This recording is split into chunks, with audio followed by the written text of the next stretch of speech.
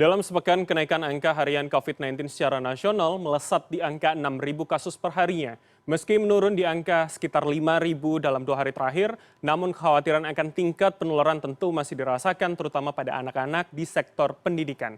Meski Mendikbud Nadiem Makarim meminta sekolah menghentikan proses pembelajaran tatap muka sementara jika ditemukan kasus COVID-19 di lingkungan sekolah, namun rasanya belum cukup meredam kekhawatiran banyak pihak terutama orang tua. Efektifkah langkah ini melokalisir sebaran COVID-19 hanya pada cakupan kecil saja dan seberapa fleksibel regulasi ini mengikuti kondisi penularan yang ada di lapangan? Untuk membahasnya, kita sudah terhubung bersama dua narasumber melalui sambungan Zoom. Pertama adalah Direktur Sekolah Dasar Kemendikbud, ada Muhammad Hasbi. Assalamualaikum, selamat sore. Pak Hasbi, apa kabar? Selamat sore Mas, Alhamdulillah kabar baik. Alhamdulillah dalam kondisi baik begitu ya Pak Hasbi. Kemudian narasumber kita kedua adalah Alhamdulillah baik Mas. Alhamdulillah. Yang kedua adalah epidemiolog FKM UI Tri Yunis Miko. Selamat sore Pak Miko, apa kabar? Selamat sore Mas Bram, baik Alhamdulillah. Baik, ini Alhamdulillah kita semua dalam kondisi yang baik begitu ya. Saya akan ke Pak Hasbi terlebih dahulu. Pak Hasbi, ketika kemarin Mendikbud sudah mengeluarkan surat edaran begitu ya, bagaimana sebenarnya aturan ini mengatur begitu? Apakah kemudian ketika sudah ada satu kasus, misalkan kita lihat dalam satu sekolah, apakah kemudian satu sekolah akan menggunakan pembelajaran jarak jauh atau hanya kemudian klaster kelasnya saja Pak yang kemudian diubah sistemnya? Seperti apa Pak Hasbi? Ya, terima kasih Mas. Jadi begini Mas, kita harus melihat ini sebaiknya. Jika penularan tersebut merupakan klaster sekolah, maka tindakan preventifnya atau yang harus kita lakukan adalah betul dengan melakukan penghentian terhadap pembelajaran tatap muka gantikan dengan pembelajaran jarak jauh. Nah, penghentian PTM ini dilakukan paling sedikit di mukanya kasus konfirmasi positif yang dimaksud. Nah, tentunya proses penetapan sekolah ini adalah klaster atau bukan, itu menjadi kewenangan dari Satgas Penanganan COVID-19 dan Dinas Kesehatan. Nah, di samping itu ada hal lain yang perlu kita perhatikan, yaitu tingkat positivity rate dari penularan itu sebesar 5% atau lebih sebelum kita memutuskan ini menjadi klaster atau tidak. Nah, kalau ini merupakan penularan yang bersifat klaster, maka pemberhentian pembelajaran tatap mukanya hanya bagi peserta yang terkonfirmasi positif. Nah, ini selama setidaknya 5 hari. Nah, digantikan dengan pembelajaran jarak jauh. Demikian, Mas. Baik, artinya ini tergantung positivity rate yang 5% Anda katakan dan juga bagaimana Satgas tempat begitu ya. Saya akan ke Pak Miko. Pak Miko, seberapa efektif kira-kira aturan ini, Pak? Ya, saya kaget ya bahwa positivity rate-nya itu diukur bukan di sekolah. Positivity rate itu punya area, punya kabupaten. Jadi kalau sekolah menggunakan positivity rate salah. Itu ada protokolnya di SKB 4 Menteri atau di SK Mendagri. Jadi menurut saya tolong patuhi protokol itu. Jadi kalau ada satu kasus saja di kelas, ya maka kelas itu sebaiknya ditutup agar tidak terjadi penularan. Karena kalau anak itu pernah masuk, maka dropletnya pernah kemana-mana. Jadi menurut saya harusnya disemprot kelas itu ditutup sehari 2 hari atau 3 hari sesuai SK Mendagri, kemudian selamatkan anak bangsa kita, walaupun sebenarnya yang beredar adalah varian Omicron atau subvarian BA4 atau BA.5, kemudian seringnya itu ringan saja. Tapi kalau kena anak yang ada kelainan imunitas, kena anak ada yang sedang mengalami pengobatan atau kelainan gizi lah, atau gizi buruk, atau gizi bukan gizi ringan aja, mungkin akan berakibat fatal terhadap anak itu, Mas. Begitu. Jadi menurut saya patuhi SOP di SK Mendagri atau SKB 4 Menteri. Baik, Pak Miko, kalau kita lihat dari kacamata atau perspektif epidemiologi begitu, Idealnya seperti apa, Pak? Ketika misalkan dalam satu kelas ada yang satu positif, apakah kemudian yang harus kita tracing hanya kemudian satu kelasnya saja, atau kemudian lingkungan sekolahnya? Karena kalau kita lihat anak-anak kan tidak mungkin hanya berinteraksi pada sekup kecil itu saja, mungkin istirahat bermain dengan teman sekolah yang lain, kelas yang lain. Seperti apa, Pak Miko? Ya, jadi idealnya pada anak SD itu kalau ada satu kasus, maka kalau anak SD itu bermain pada kelasnya, baiknya kelas itu dihentikan. Karena kemungkinan dropletnya udah kemana-mana. Karena anak SD kita nggak tahu mainnya. Ya. Kemudian bisa pintunya, bisa bangkunya, bisa, pokoknya gak karuan. Jadi harus kelas itu disterilisasi atau disemprot begitu. Kemudian yang kedua adalah kalau itu ditemukan klaster di sekolah, apakah itu klasternya anak itu satu ruangan atau sekelas, atau klasternya itu tidak sekelas, itu kan klaster. Ya. Jadi asal klaster anak sekolah kan kalau ditemukan 2 kasus atau lebih, dan kita harus benar-benar nggak tahu nih penularan antara anak sekolah atau bukan. Jadi menurut saya klaster pada anak sekolah tidak gampang ditemukan begitu. Jadi menurut saya kalau ada 2 kasus, mau itu adalah sama kelasnya atau beda kelasnya, sebaiknya ya sekolah itu ditutup dulu, disterilisasi semua kelas, begitu kalau 2 kelas ya, disterilisasi semua kelas agar menyelamatkan anak-anak kita. Baru 3 hari atau 5 hari atau dibuka lagi. Jadi menurut saya hati-hati lebih baik dibanding tidak hati-hati. Jadi meskipun kita berhadapan dengan Omikron atau COVID yang ringan begitu. Tapi sekali lagi menyelamatkan anak bangsa jauh lebih penting dibanding tidak hati-hati terhadap anak bangsa ini. Baik, itu begitu, artinya langkah antisipasi lebih baik mending satu sekolah begitu ya, penyemprotan terus kemudian betul, beberapa hari. Kalau ada kluster ya.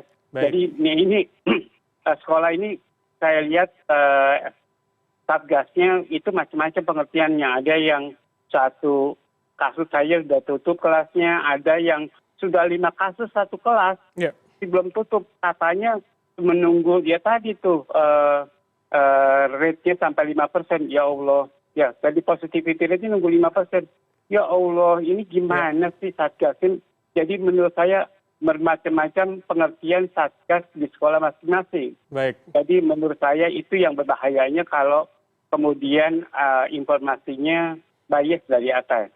Baik, artinya salah satu pekerjaan rumah adalah tafsir yang berbeda dari regulasi dari tingkat pusat. Saya akan ke Pak Hasbi. Tapi pengertian satgasnya nggak sama. Baik. Itu menunjukkan bahwa aturan itu tidak dimengerti sama oleh semua sekolah, Mas. Baik, tidak satu frame begitu ya pengertiannya. Betul. Pak Hasbi, seperti apa tanggapannya Pak? Bagaimana kemudian Kemendikbud ini kemudian menjelaskan ke bawah sampai ke tingkat sekolah bahwa aturan itu seharusnya dimaknai yang sama begitu?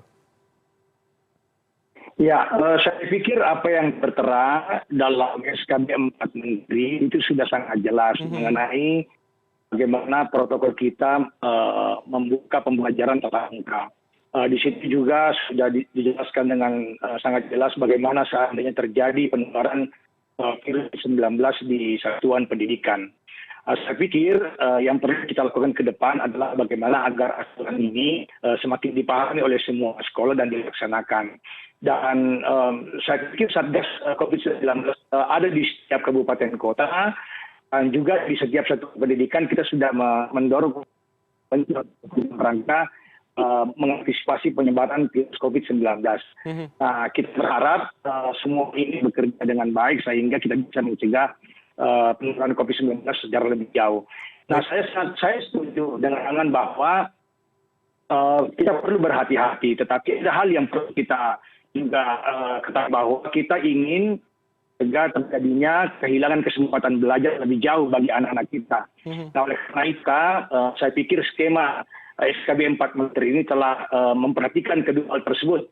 Bagaimana di satu sisi kita berhati-hati terhadap penularan COVID-19 ini, dan sisi lain kita mendorong agar anak kita memasuki pembelajaran tatap muka untuk mencegah terjadinya learning loss lebih jauh lagi.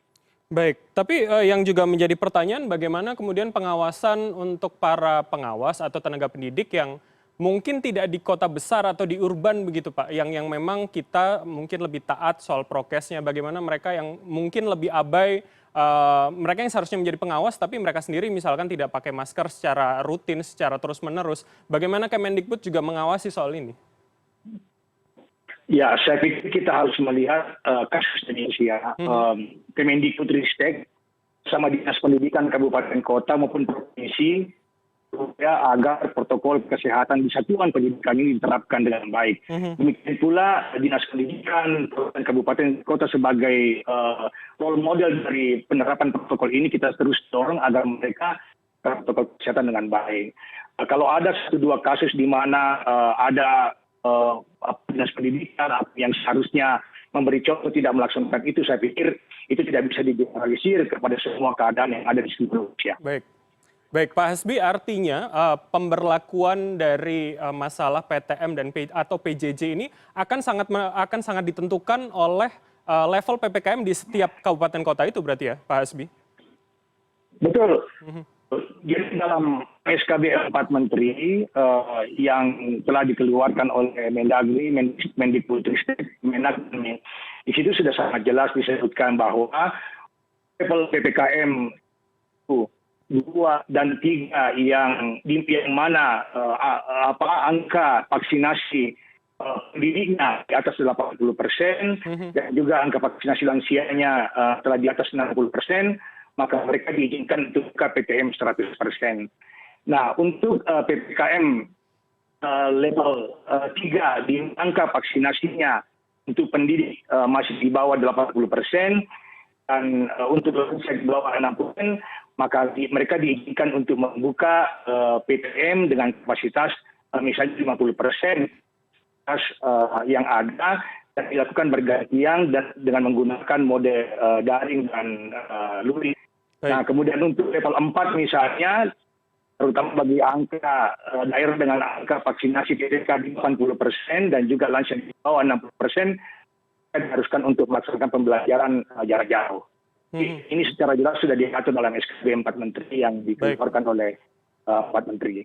Baik, setelah ini saya akan melempar ke Pak Miko, begitu saya akan minta tanggapan dari Pak Miko, apakah kemudian penerapan di lapangan sesuai tidak dengan apa yang dikatakan Pak Hasbi terkait dengan bagaimana penerapan PTM atau PJJ ini disesuaikan dengan level PPKM di kota tersebut, tapi kita akan jeda sejenak. Pemirsa tetaplah bersama kami di CNN Indonesia Newsroom.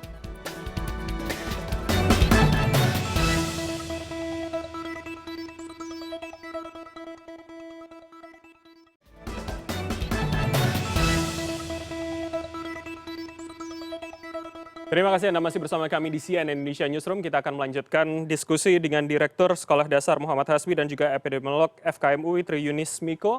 Bapak-bapak, sebelum jeda tadi kita membicarakan soal bagaimana kemudian penerapan dari sistem ini menyesuaikan dengan level PPKM di setiap kabupaten kota. Pak Miko, saya akan ke Anda terlebih dahulu. Apakah menurut Anda ini sudah dijalankan sesuai dengan idealnya atau blueprint yang ditentukan oleh pusat, Pak? Mengingat daerah kita akan sangat beragam sekali kulturnya. Pak Miko.